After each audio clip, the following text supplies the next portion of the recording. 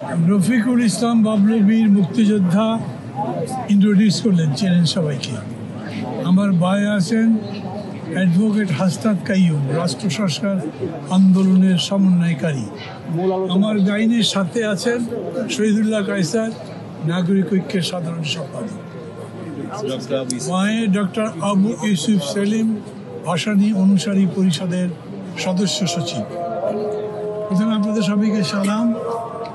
আলোচনাটা শুরু হয়েছে একেবারে নির্ধারিত সময় 3:30টায়, এবং শুরুতেই তারা এরকম করে বলেছেন যে আজকে আসলে সংস্কারের কোনো আলোচনা নয়, যদিও এইটা জাতীয় সমন্বয় কমিশন, যেটার প্রধান হচ্ছেন ডক্টর মোহাম্মদ ইউনূস, তিনি আহ্বান করেছেন, এবং এই সমন্বয় কমিশনের সদস্য আছেন ঐক্যমত্য কমিশন, তার সদস্য আছেন যে 6টা কমিশন গঠিত হয়েছে, যারা আজকে বসছিলেন সংস্কার কমিশন, তাদের আহ্বায়করা, তারা সবাই ওখানে ছিলেন।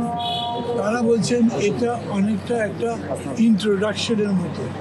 আমরা যাত্রা আজকে শুরু করলাম, আমরা সংস্কার নিয়ে কথাবার্তা শুরু করলাম। আমাদের সমস্যা ছিল আমরা হার্ড কপিগুলো পাইনি, ফলে ওটার উপরে আমরা পড়াশোনা করে যাইনি, আমরা যে বলবো সেটা সম্ভব ছিল না। জানবার পরে তারা বললেন সাধারণ পরিচয়ের সাথে সাথে ভূমিকার মতো কথা বলবে। এই ভূমিকার কথা বলতে গিয়ে অনেকগুলো কথাই বলা হয়েছে যেগুলো সংস্কারের জন্য দরকার।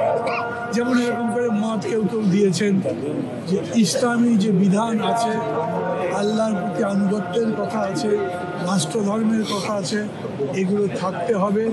যতগুলো ইসলামিক বিধান সংবিধানের মধ্যে আছে তার কোনো কিছু পরিবর্তন করা যাবে না। কিছু কিছু পরিবর্তন করা হয়েছে, সেগুলোতে তারা অসন্তোষ প্রকাশ করছে। আবার তারা এরকম কথাও বলেছেন, তাদের বোঝার ভুল আমি বলবো, তারা বলেছেন যে বহুত্ববাদের কথা বলা হচ্ছে, এই বহুত্ববাদ চলবে না। সবাই জানেন আপনারা, গণতন্ত্রে বহুত্ববাদ মানে আল্লাহর একেশ্বরবাদকে অস্বীকার করা নয়। বহুত্ববাদ মানে বহু মত এবং মতের প্রকাশের স্বাধীনতা থাকতে হবে। অতএব আমরাও আমাদের পক্ষ থেকে বলেছি যে গণতন্ত্র যাতে বহুত্ববাদের বহু মতের প্রকাশ, তার স্বাধীনতা থাকতে হবে, এবং এটাকে কোনো সেক্টরিয়াল কোনো কনস্টিটিউশন করা যাবে না। প্রশ্ন আসছে বিশেষ করে আওয়ামী লীগ সম্পর্কে সরকারের দৃষ্টিভঙ্গি পরিচালিত হবে, তাদেরকে কি আবার নির্বাচনে অংশ নিতে দেওয়া হচ্ছে? ছাত্রসহ নতুন তারা যে ফেব্রুয়ারিতে দল গঠন করবে জাতীয় নাগরিক কমিটি, তারা বলেছে যদি জোর করে কায়দা করে আওয়ামী লীগকে নির্বাচনের মাধ্যমে আবার এই প্রজন্মের উপর চাপিয়ে দেওয়া হয়, তাহলে সেই দায় শেষ পর্যন্ত যারা সিনিয়র আছে বুঝে শুনে জেনে আওয়ামী লীগকে তাদের উপরে চাপিয়ে দেবে, তাদের উপরে থাকবে।